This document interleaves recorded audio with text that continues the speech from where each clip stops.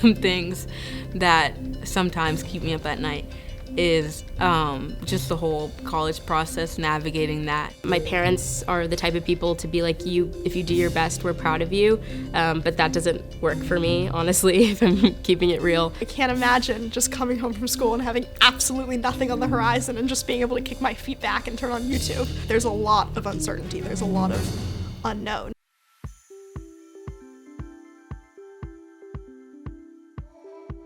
Senior year has been just so hard academically. That's probably the biggest challenge we face. There's just so much gossip about college and who's applying where. Balancing extracurriculars and schoolwork, like almost all of my friends do some sort of sport. Having a balanced schedule has been really difficult for me this year, just because there are so many unprecedented things that I'm doing, such as allocating time to writing my college applications and writing my supplements, and also making sure that I'm attending all of my extracurriculars so that they don't fall off and I can still put them on my resume. I don't think everyone realizes how strenuous the school day is, and all the stress that we're going through.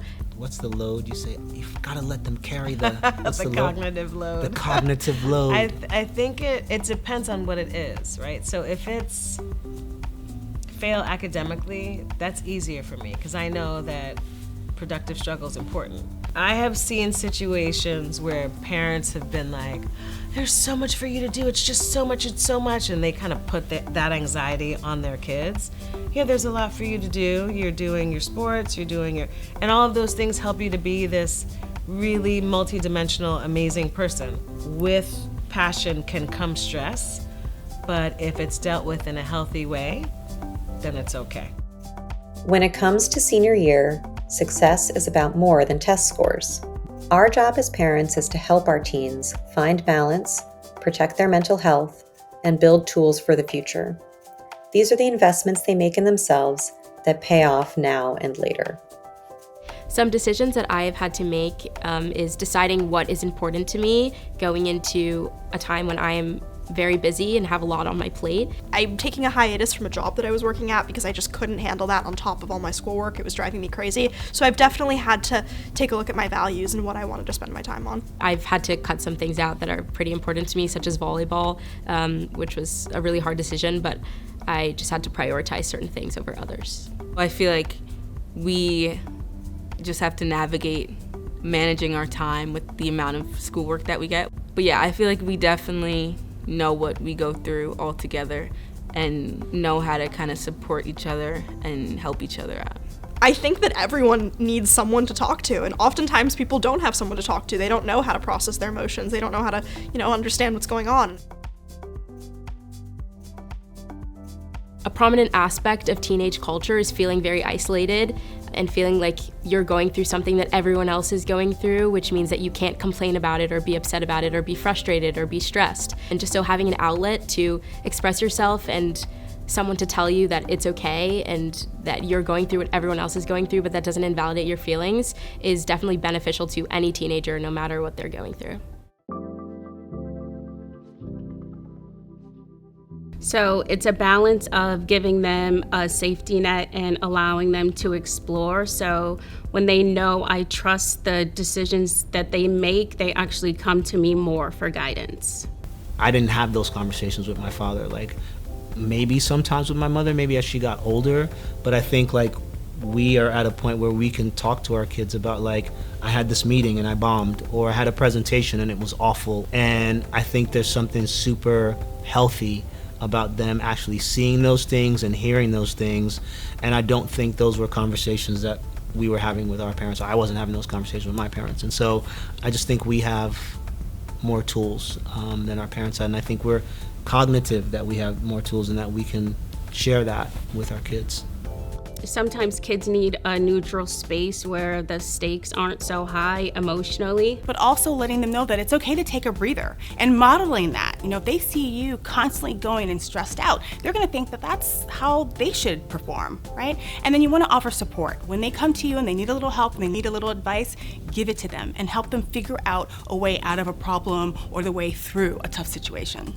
It is such a hard balance, and I think it's never been harder because I think we are so desperate to want them to succeed and to give them every option possible to succeed that sometimes we make a lot of judgments as to what we think will actually help them to succeed. So the best thing we can do is to err on the side of autonomy, giving them the ability to make the choice about the things they want to try. They will make a bunch of bad decisions, and from those bad decisions, they learn to make better decisions. You can't be a good decision maker if your parents are helping you make all the decisions. This is how we should do our time. These are the activities we think are going to get you into college.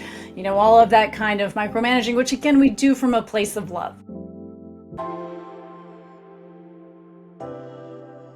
A lot of the tools that kids need to really succeed are things like resilience, knowing that they can pick themselves up when they hit a challenge, and having the feeling of failing and being able to climb out of it. A second thing that's incredibly important to help kids with is learning to ask for help. It could be from a peer, it could be from an adult, it could be from anybody in their network, and knowing when to ask for help. A lot of times, again, from our research, we know that kids got really overwhelmed and behind and didn't ask for help soon enough. And it would just sort of compound something that was solvable if they'd gotten a little bit of a helping hand early on. And so that's a really key skill as well. Kids, I think, are very aware of the concrete things of physical health and strength, and they'll get into diet and exercise because it's very clear to them. Mental health is a tricky one because we talk about mental illness as a break in what's normal. What if we used therapy and this kind of treatment to get in early and create proper habits? You're no longer thinking of it as, oh, you've got to hit rock bottom or you've got to have a big problem or break. Rather, you're thinking, how can I optimize myself? How can I strengthen myself using the tools that I already have, but just to make them more powerful? Yeah, I'm a big proponent of therapy for all teens, including my own. And one of the things that therapy teaches them is stress management, how to know themselves, and it helps them focus. And it also lets them know that there are lifelines out there to help them when they are going through tough times. And our kids are going through tough times now, and they'll have them in the future. So we want to prepare them for that. Having a person that is there for you to just talk and figure out what you're going through that's not your parent is really important to have. The tactics that you learn in therapy don't just help you in the immediate moment. They're tactics you can carry with you for the rest of your life.